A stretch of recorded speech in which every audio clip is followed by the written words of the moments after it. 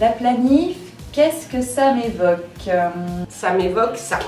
Beaucoup de parapheurs. C'est le département qui en produit le plus au sein de l'agence. Staline, le comité central. Et les autorisations des établissements. L'Île-de-France, c'est 540 structures autorisées, un stock de plus de 5000 autorisations qui sont à gérer et environ 1300 dossiers à instruire chaque année. C'est avant tout un grand service du siège avec qui on travaille quotidiennement. C'est également 540 contrats et rien que pour 2017, 190 négociations contractuelles qui sont aujourd'hui programmées. Des ennuis, parce que généralement, comme les équipes connaissent très bien leur sujet, quand ils viennent poser des questions juridiques, c'est pas bon. Avant tout, gouverner, c'est prévoir. On va dire une image contrastée, c'est une équipe déterminante.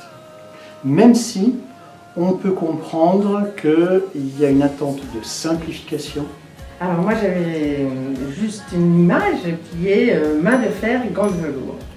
Main de fer, les autorisations, gants de velours, la contractualisation.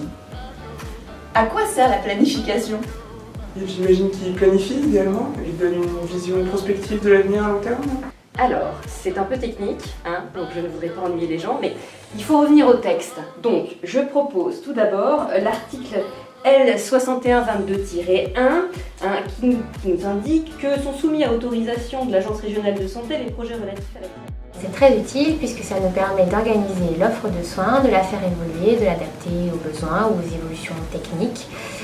Ça nous permet aussi de mieux travailler dans les négociations des contrats pluriannuels d'objectifs et de moyens avec les établissements. Organiser, stimuler, appuyer, accompagner, tout ça. La gestion des autorisations, telle qu'on essaye de la mener, c'est à la fois un moyen de garantir la sécurité et la qualité des prises en charge et un levier de recomposition de l'offre. Parfois, on peut dire même que c'est une cadence infernale avec un enchevêtrement permanent de multiples procédures et puis une certaine pression qui est liée au respect des échéances réglementaires. En complémentarité, la contractualisation structure le dialogue de gestion. C'est un outil de persuasion et de pilotage au service de l'animation territoriale. Et son utilisation se développe dans le champ de la santé, mais on doit veiller aussi à ce qu'il reste souple et lisible. L'exercice consiste à utiliser les leviers de planification existants au service d'une stratégie. L'un des enjeux actuels est de faire en sorte que nos deux outils accompagnent au mieux les évolutions de la structuration de l'offre liée au GHT et aux restructurations également des groupes privés. Donc accentuer la logique territoriale. Il manque beaucoup de pression sur ce département. Alors la planif au siège, département, ça se passe comment? Qui travaille avec qui? La planification travaille un peu avec tout le monde, il me semble. C'est les établissements, évidemment en premier lieu, mais après, c'est évidemment les délégations départementales, les référents thématiques au siège et plein d'autres personnes, les services juridiques. Aussi bien les DD et le département AP. Avec l'autonomie sur les USLD, avec la DQSPP sur les PUI. Tous les cadres, tous les médecins, toutes les secrétaires administratives. Il y a également toutes les institutions, les fédérations. Enfin, c'est vraiment une équipe qui est à l'interface de tous les acteurs. Et de toute façon, vous pouvez aller les voir, ils sont toujours contents de parler à tout le monde.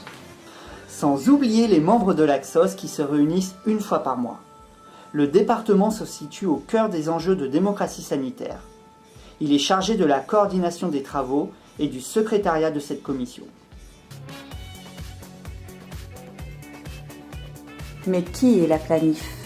C'est un groupe très sympathique, producteur de crêpes, de gâteaux et de plantes. J'adore travailler avec la planif, c'est vachement sympa. Une équipe dynamique, structurée, très pro.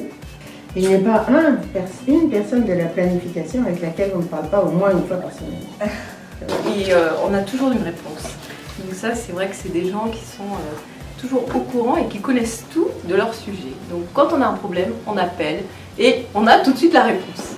La PHP est une très grande institution et toujours considérée comme un peu la boîte noire de la région. Pour autant, la planification est le seul endroit où on a toutes les informations, où on a la connaissance des activités. On est une équipe qui est compétente, motivée, dynamique et sur laquelle on peut toujours compter. Le département rassemble une dizaine de personnes issues d'horizons différents et de formations diverses.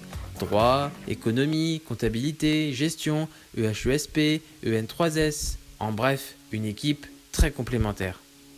Ah, mais en fait, la planif, c'est super. Je crois que je vais postuler. À bientôt.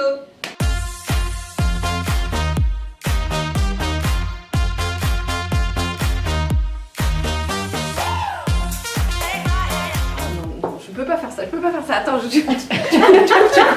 On est en mode j'ai lu le code, tout ça, là. J'avais le sentiment qu'Agnès me faisait du genou, mais en réalité, c'était son attelle. La planification, ça sert à quoi? Je viens d'y répondre. Garant de l'expertise, de la coordination. Bonjour Émilie.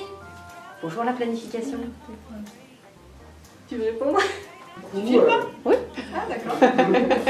C'est rigolo. Et c'est le plus gros producteur de l'agence en termes de